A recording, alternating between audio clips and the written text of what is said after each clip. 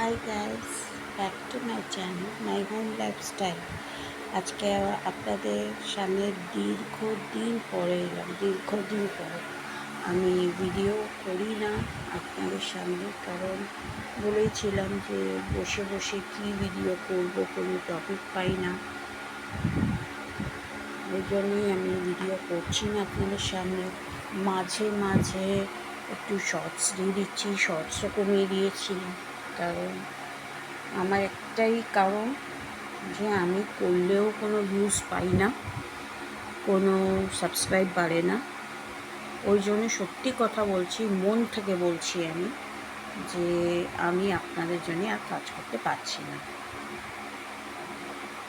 কেন কাজ করে কি লাভ হবে বলুন? খেটে কি লাভ হবে?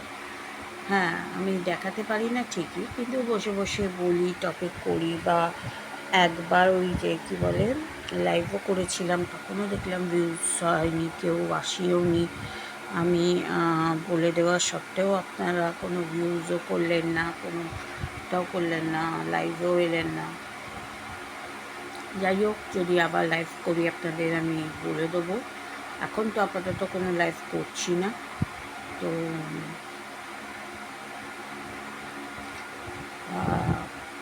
আমার চোখ ফোক পুরো ফুলে গেছে আমি জানি, কারণ আমি এই ঘুম থেকে উঠলাম। আমার ছেলের স্কুল, তো স্কুলে গেছে।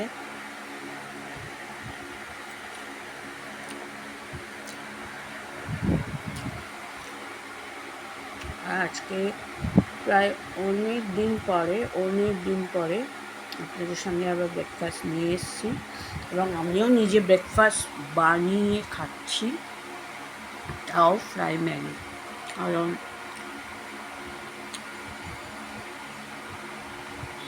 আমার খাওয়া বারণ অ্যাকচুয়ালি, তবুও আমি মানে এই যে ফ্রাই ম্যাগিটা করেছি দেখাচ্ছি আপনাদের, একদম তেল কম, মানে এক ছিটা তেল।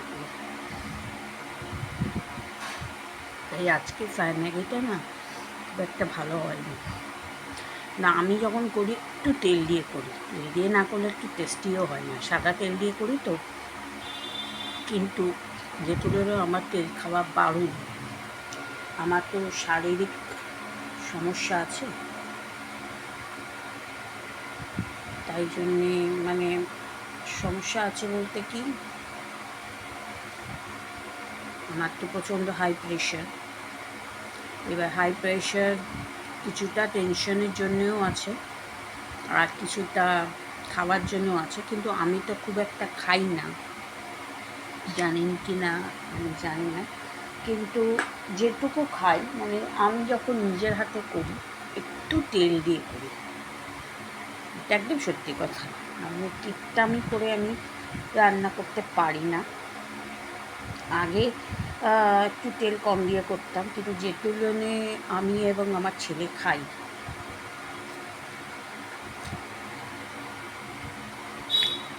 দুজনেই খেতে ভালোবাসি, তখন ওই জন্য একটু তেল দিয়ে করি।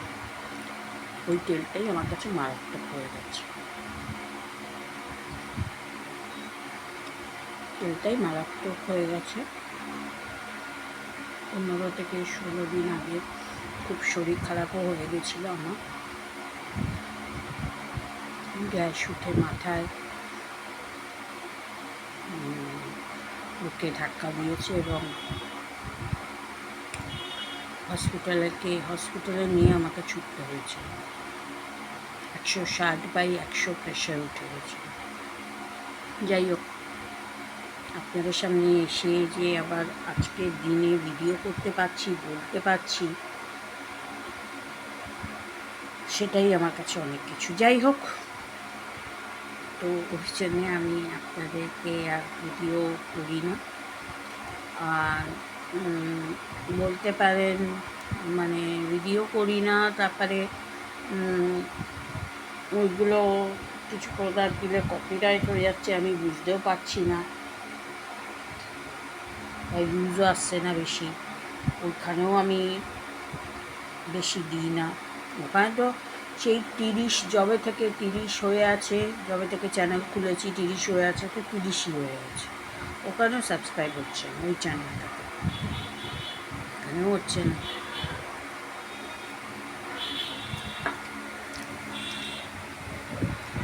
আমি বললাম তো, আমি মানে সত্যি কথা তাকে কিছু পাচ্ছি না, কী দেবো কী না দেবো।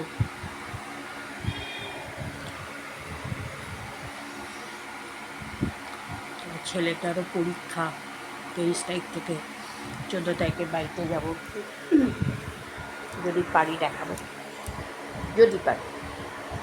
কারণ আপনারা তো আবার বাড়ি গেলেও যেটুকু দেখাইবারে বোর হয়ে যান, ওখানেও ইউজ হবে না। আর যাবো তো একদিনের জন্য, 14তে যাবো আর 15তে চলে আসবো। হ্যাঁ, পরের মাসে যখন যাব, যদি সুস্থ শরীর থাকে তো, কারণ এখন বলতে পারছি না যে যাবই। যেখানে যাব মনে করছি ওখানে শরীর খারাপ হয়ে যাচ্ছে, নয়তো কিছু অসুবিধা হয়ে যাচ্ছে, যেতে পারছি না। পরের মাসে দিদির মেয়ের জন্মদিন 7 তারিখে, তো 7 তারিখে যেতে সোমবার করেছে, তো ওরা 5 তারিখে 6 তারিখে করবে রোববারে। আমার বর যাবে কি না জানি না, যাবেই না ধরে রাখো, তো আমাকে তো যেতেই হবে। আমার নিজেরই দিদি, রক্তের সম্পর্ক, একই মায়ের পেটের বোন আমরা, তো আমাকে তো নেমন্তন্ন করেছে, আমাকে তো যেতেই হবে। মানে এবারই মেনটেন করতে হয়, ওবারেও মেনটেন করতে হয়। তো পিসি শাশুড়িরও শরীর খারাপ, তাকেও দেখতে যেতে হবে। দেখি রোববারে কি দেখি কবে যাই, কালকে কি রোববারের মধ্যে একটা ঘুরে আসতে হবে।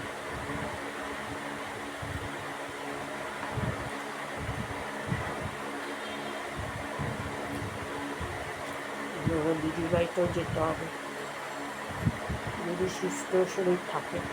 তো এখান থেকে তো পারবো না আমি, ওখানে নাও চলে যাবো। ওখানে চলে গিয়ে কাকু তো যাবে, কাকুর সঙ্গে চলে যাবে। তো যদি যাই, যদি ওখান থেকে যাই, সামনে পুজো,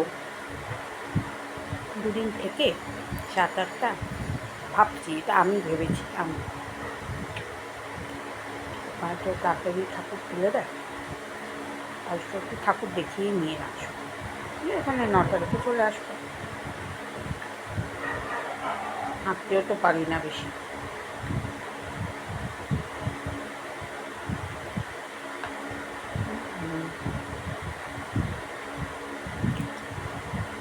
যাই দেখা যাক তখন যদি ঘুরি, আপনাদের প্যান্ডেল বুকিং দেখাবো। এটা পরের মাসে, এই মাসেও একদিন যাবো, 14 তারিখে গিয়ে 15 তারিখে আসবো, সেটা যদি পসিবল হয় দেখবো। ঠিক আছে,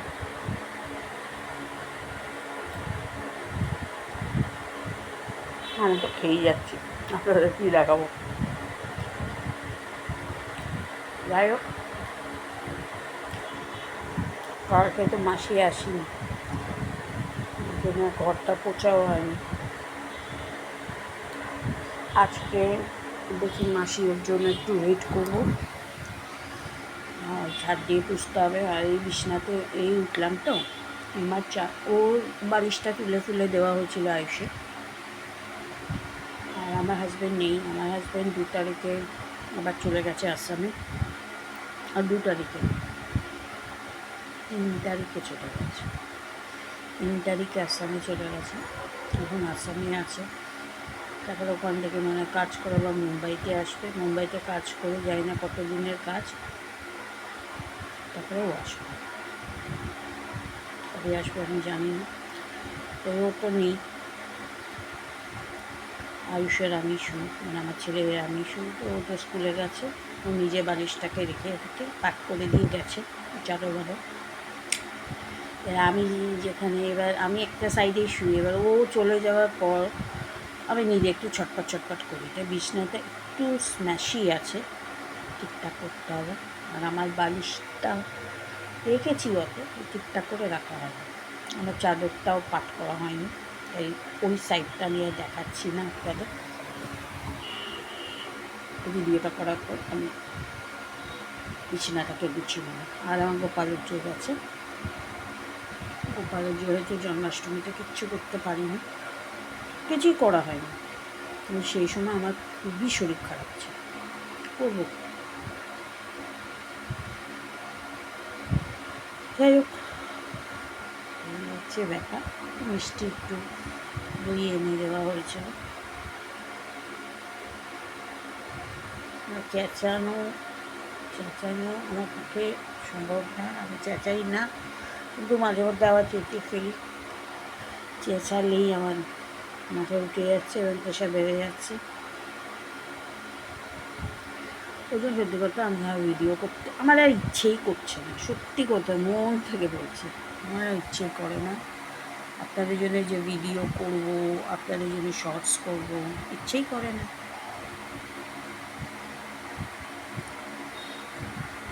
যাই হোক, আমার দিদিটা একটা জন্মদিনে শাড়ি দিয়েছিল, আমার বড় একটা দিয়েছে শাড়ি, আসাম থেকে নিয়ে এসছে। আবার দিদি বলেছে দুটো শাড়ি কিনে রেখেছে, ও আসবে 14 তারিখে আসবে না 15 তারিখে আসবে, তো গাড়ি করে আসবে, গাড়ি করে চলে যাবে, কিছু ঘন্টা থাকবে। আমিও 15 তারিখে চলে আসবো, ইন ড্রাইভ করে বা ওলা করে যাব, 14 তারিখে থাকবো, গিয়ে 15 তারিখে চলে আসবো। এখন থাকাটাকি হবে না, কারণ ছেলে 23 তারিখে পরীক্ষা, 24 তারিখে আবার মেয়ের জন্মদিন, তাই না করবে কি না ওরা।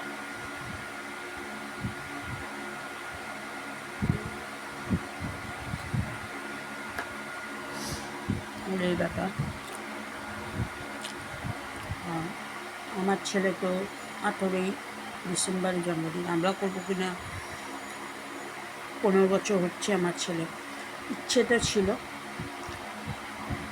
দুটো ওর বন্ধুকে বলা, বেস্ট ফ্রেন্ড আমার দিদিরাও আসবে, কিন্তু করবো কিনা যায় না। কারণ ওই সময় আমরা ট্র্যাকে যাচ্ছি, সেটা না সারপ্রাইজই থাক, যখন যাবো তখন বলবো।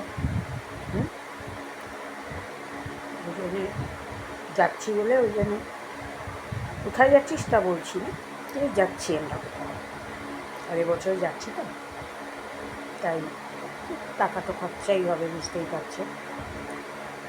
ওই জন্য আর সে জন্মদিনটা করবো কিন্তু একটু দোনমনতেই আছে, হয়তো আছে। আমার ইচ্ছে, ওর বাবাকে এখনও বলিনি, আসুক কথা বলবো, যদি ইচ্ছে যদি ও বলে তাহলে নিশ্চয়ই করবো, যদি বলে না তাহলে করবো না, কারণ জোরও করবো না, কেন ঘুরতে যাবো তো, ওখানে অনেক টাকারই ব্যাপার, বুঝিয়ে। যাই হোক, তো এই পর্যন্তই রইল। আবার যদি কখনো ইচ্ছে হয় নিশ্চয়ই আপনাদের সামনে আসবো বা ভিডিও করব। তাহলে আজকে এই পর্যন্তই রইল। ভালো থাকবেন, সুস্থ থাকবেন। আর পুজো তো অনেক জায়গায় বড় করে হয়েও হচ্ছে না, কিন্তু আমাদের তো হবে শুনলাম, জানি না কত দূর হবে, কিন্তু হবে তো শুনলাম, সবাই চাঁদা কাটছে। আমি আর যাইনি, 3-4 দিন হয়ে গেছে চাঁদা কাটতে এরা বেরিয়ে গেছে, আমাকে বলেও ছিল। আমার আর সত্যি কথা শরীরে কুলোচ্ছে না, কিছুটা কুড়েমিও করছি আমি, কিছুটা কুড়েমিও করছি আমি, কিছুটা ইচ্ছেও করছে না, কিছুটা আবার বলতে পারেন ছেলের পরীক্ষা তো, আমি সামনে থাকাকালীন ও পড়াশোনা করছে না, এতটাই অসভ্য হয়ে গেছে, এতটাই বাজে হয়ে গেছে, করছি না পড়াশোনা একদমই করছে না। আমি যদি বেরিয়ে যাই হাতে 5 পা দেখবে, আরোই করবে, বেরোচ্ছি না আমি হয়তো ওকে কিছু করছি না, কারণ আমি আর ওকে কিছু বলবো না, কিছু করবো না, কারণ ওর পিছনে চেঁচামেচি করতে গেলে না আমার নিজেরই খুব শরীর খারাপ হয়ে যাচ্ছে, নিজে অসুস্থ হয়ে যাচ্ছি, নিজে প্রেশার বেড়ে যাচ্ছে, হসপিটালে নিয়ে ছুটতে হচ্ছে, আমার জন্য সবাই অসুবিধায় পড়ে যাচ্ছে। ওই জন্য সত্যি কথা আমি ওর পিছনে আর চেঁচামেচি করতে পারছি না, যা খুশি করে। কিন্তু হ্যাঁ, ওর সামনে বসলে অন্তত 8 ঘন্টা হলেও পড়ে, কিন্তু আমি যদি সেটাও বেরিয়ে যাই, সেটাও বন্ধ হয়ে যাবে, তারা বেরোচ্ছি না। দেখা যাক এবারে হাতে এতে কত মার্কস তুলতে পারে। ঠিক আছে, তাহলে আমি রাখছি। ভালো থাকবেন, সুস্থ থাকবেন, আর পারলে দেখাবো মাঝে মাঝে। এই যে 14 তারিখে যাবো যখন দেখাবো। আবার দিদির ওখানে বার্থডেতে সবাই তো ভিডিও করবে, আমি একটু করে নেবো ভিডিও, দেখাবো। এখন পুজো তো হোপিং দেখাবো, পুজো তো আসছেই সামনে। ঠিক আছে, চলো, বাই। আর যদি আমার এটা ভালো লাগে, অনেক দিন পরেই আপনাদের সামনে এলাম, যদি ভালো লাগে তাহলে প্লিজ লাইক করবেন, সবার সঙ্গে শেয়ার করবেন। আর এখনও তো মমিতা দেবনাথের জন্য জাস্ট মানে কোনো মানে কী বলবো, ইভন জাস্টিস তো চেয়েই যাচ্ছে সব জায়গা থেকে, কিন্তু যে আসল কালপিট সেটা ধরা পড়েনি এখনো পর্যন্ত। তো আমি ঠাকুরের কাছে প্রার্থনা করব যে সেই জন্য খুব তাড়াতাড়ি ধরা পড়ুক এবং আমাদের দেশকে স্বাধীন করুক ঠিকভাবে, মেয়েরা যেন সেফলি বেরোতে পারে আর মেয়েরা সেফলি ঘুরতে পারে, বিশেষ করে রাত্রিরে। দিন দাহারে তো অত কিছু হয় না, রাত্রিরে বেশি হয়।